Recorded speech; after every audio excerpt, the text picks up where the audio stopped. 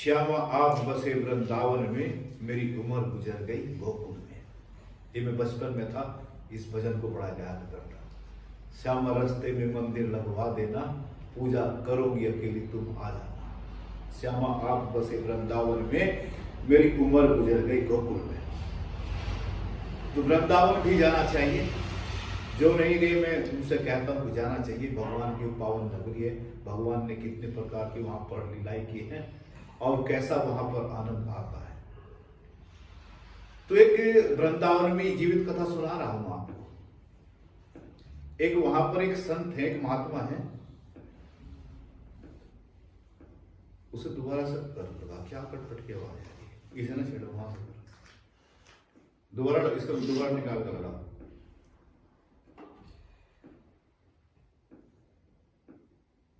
अंदर से चल तो लगा सो। चलो, तो वहां पर जो है वो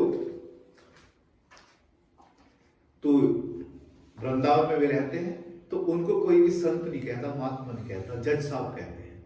चोला उनके पास में महात्माओं का है और उनको सब जज साहब कहते हैं। जेल उधर से कहने लगे जज साहब आ गए, जज साहब आ गए। तो वहां पर कुछ लोग आते रहते जाते रहते। तो किसी ने पूछा कि वहां के जो संत लोग थे वृंदावन के, कहने लगे कि इनको जज साहब क्यों कहते हैं।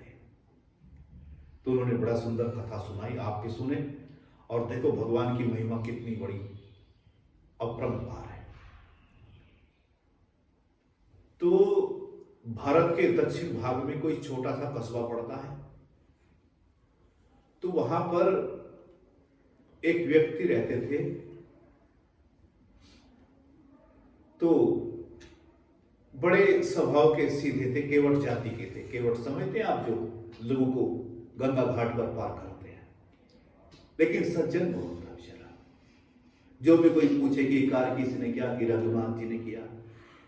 अभी तुम कहाँ गए थे, रघुनाथ जी जहां लेकर गए थे वहां गए, बस पूरे दिन रघुनाथ जी मेरे रघुनाथ जी।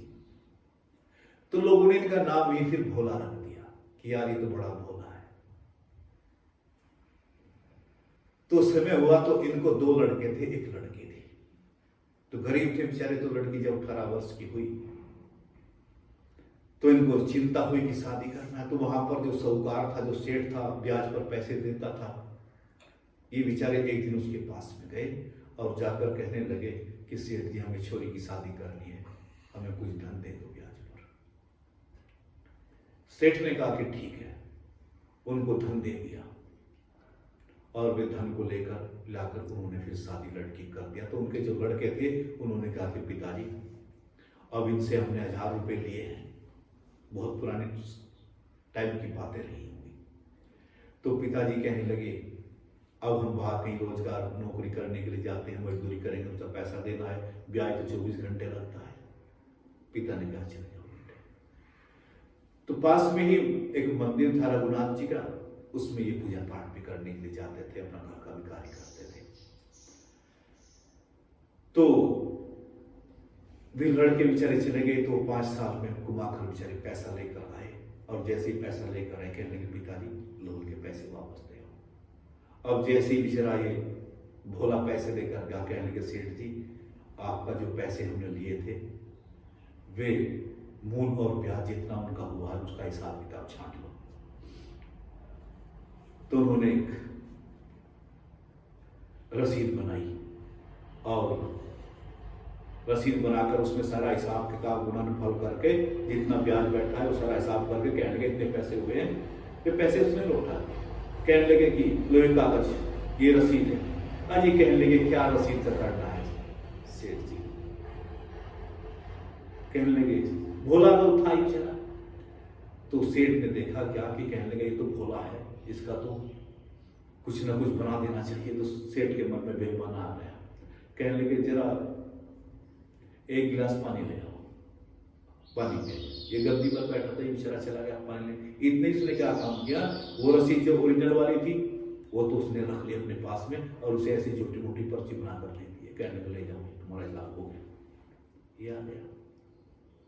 और हरीश सेठ ने क्या काम किया, कोर्ट में से खिलाफ अर्जी डाल दी कि इस याद मैंने मेरे से पैसा लिया था और मेरा पैसा आज तक लौटाया नहीं है।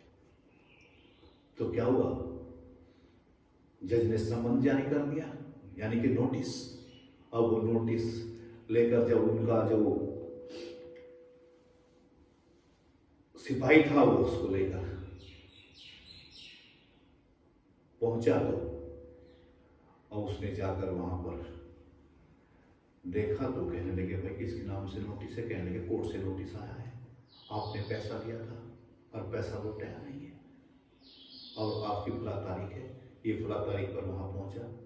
जज ने कहा कि भाई उसके पैसे क्यों नहीं लौटाता तू? कहने लगे साहब मैंने तो पैसे लौटा दिए। कहने लगे कोई सबूत दिखाओ, पर्ची दिखाई। कहने लगा ये भी कोई सबूत है, ये कुछ नहीं है, ये तो क्या है, तो गिदड़ वाला पर्चा है। अब भोला बेचारा बहुत घबराया, रोया कि कहने लगे यार पैसे भी दे दिए, अब देख क्या छल हो गया। तो कहने लगे कि जब तुमने पैसे उसके वापस किए तुम्हारे बीच में कोई था भी क्या? जज साहब पूछ रहे हैं। कहने लगे हाँ। कहने लगे कौन? कहने लगे रघुनाथ जी थे। कहने लगे ठीक है, जाओ इस पर विचार करेंगे, मंथन करेंगे। तो ये आगे तो जज साहब ने क्या काम किया, अपने ही खर्चे से, अपने ही पैसे से अभी रघुनाथ जी को भी नोटिस जारी कर दिया कि फला तारीख में आपको भी पेश होना है गवाही के लिए।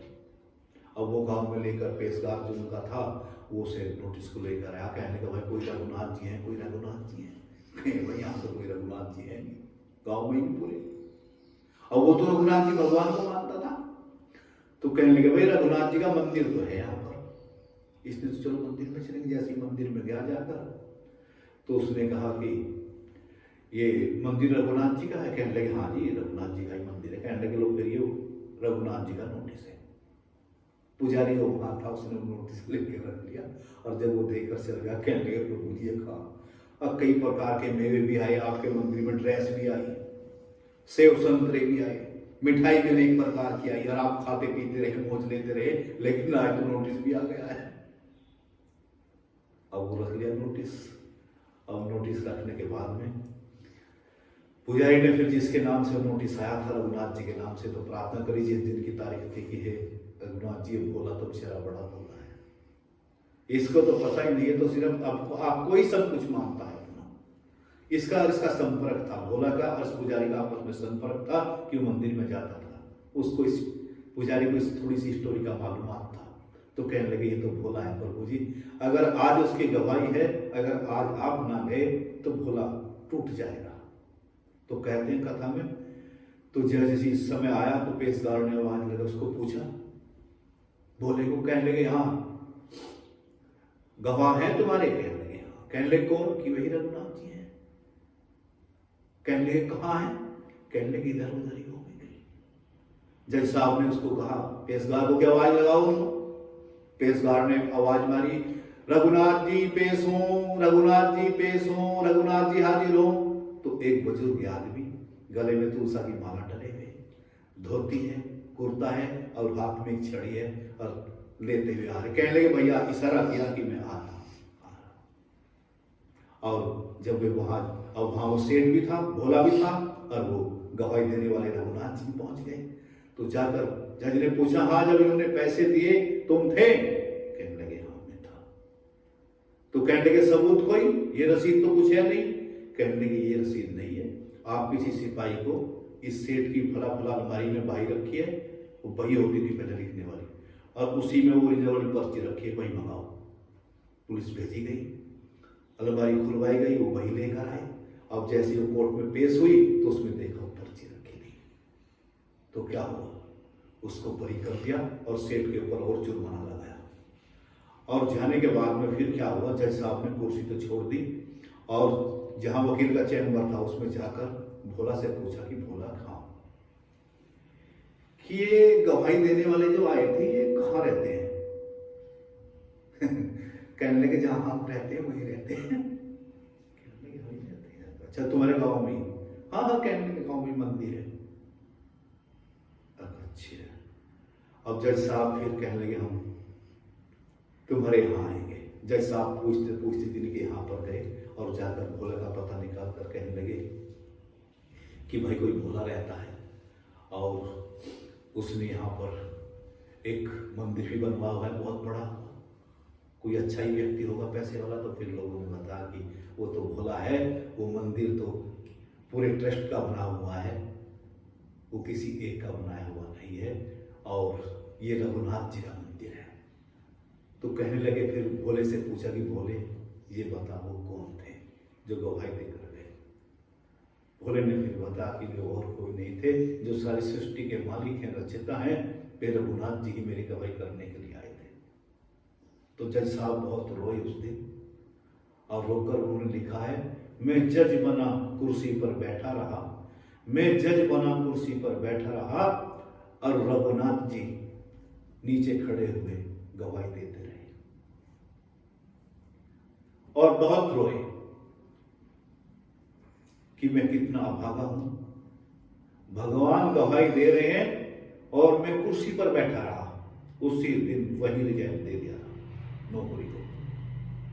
और वृंदावन के लोगों ने बताया कि किसी मंदिर के बंधन नहीं जाते, बाहर से ही प्रणाम करते हैं, बाहर ही अपना भजन साधना करते हैं। तो किसी ने पूछ लिया मंदिर में क्यों नहीं जाते, कि मुंह दिखाने के काबिल नहीं हूं।